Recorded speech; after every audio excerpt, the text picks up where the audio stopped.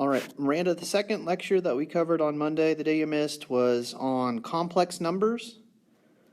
Complex numbers are numbers that we get whenever we have a negative number inside of our square root. And typically we're going to get them, we're going to simplify them using this fact right here that says the square root of negative 1 is equal to I. So anytime we have a negative 1 inside of our square root, we can pull it out and make it into an I in order to simplify that. Now, this is an important definition and one you want to be careful with. Another thing that you want to think about, though, is if we take that equation and we square both sides of that equation, okay, the square root and the square over here will undo each other, and we'll get the fact that I squared is equal to negative 1. So those are a couple of important relationships we're going to use throughout this section. The square root of negative 1 is I squared equals negative 1, okay? And so we can use these a few different ways, and the first way is just in simplifying some radicals. Like if I have something like this, the square root of negative 9,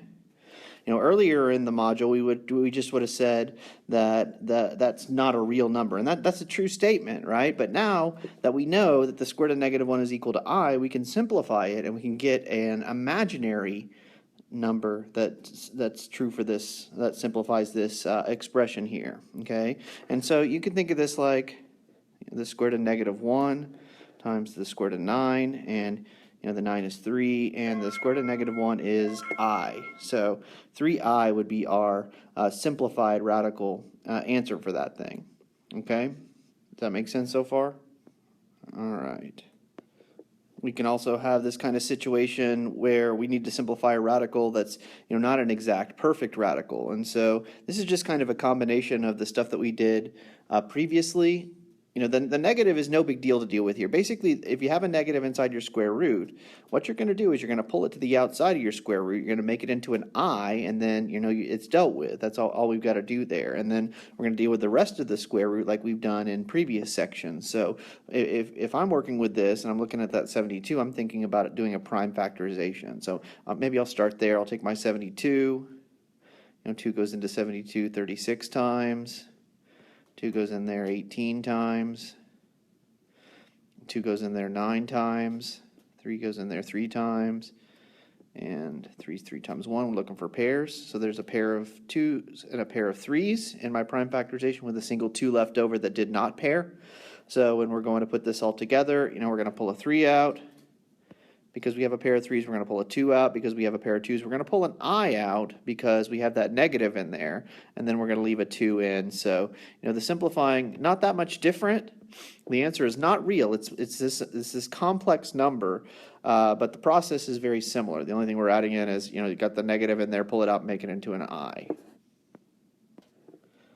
Okay, so this is, I've said the word complex number a few times. This is the official form of a complex number, a plus bi. And you can have a number that has both a real part, which would be like the a over here, and an imaginary part, which is the bi term in this little expression. Okay, and sometimes we'll want to do some arithmetic with these complex numbers, and if we do, the I is not a variable. It's an important thing to remember. I is the square root of negative 1. You remember from our definition on the very first page. But we can do arithmetic with it like it's a variable. We can treat it and combine like terms and things like that with a couple of little exceptions. Let's look at a few examples here. If I have something like 3 plus 2i plus negative 1 plus 5i. What I'm doing here is I'm adding two complex numbers, and it's very easy. You're just going to combine like terms. Just basically deal with these like you would binomials. Again, the I is not a variable, but you can kind of treat it like a variable for purposes of simplifying these kind of statements. So, I can combine the 3 and the negative 1. Those are like terms. So 3 minus 1 is 2, and you can combine the 2i and the 5i because those are like terms. 2 plus 5 is 7. The variable part doesn't change.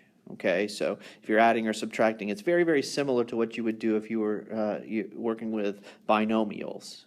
Okay, same thing with multiplication. If we have something like 1 plus 3i times 2 minus 2i, okay, we're multiplying them. They look like binomials, and we're going to do math with them like we would binomials. Okay.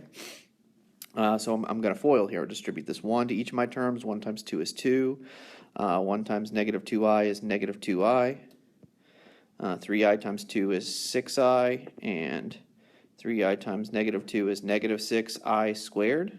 Okay, now this term over here is one that you always want to notice. Anytime you have that I squared, you remember on the very first page, we talked about how the square root of negative 1 is I, and if you squared both sides of that, we got the fact that I squared is equal to negative 1. You never want to leave an I squared in any of your expressions, because you can always take that I squared out and replace it with a negative 1, since I squared is equal to negative 1.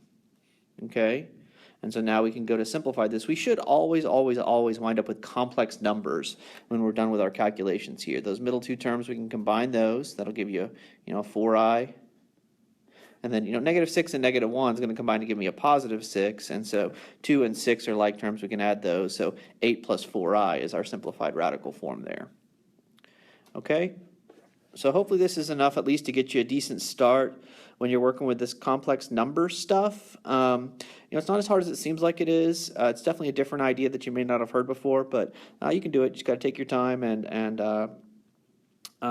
just use all your simplifying rules that we've used previously.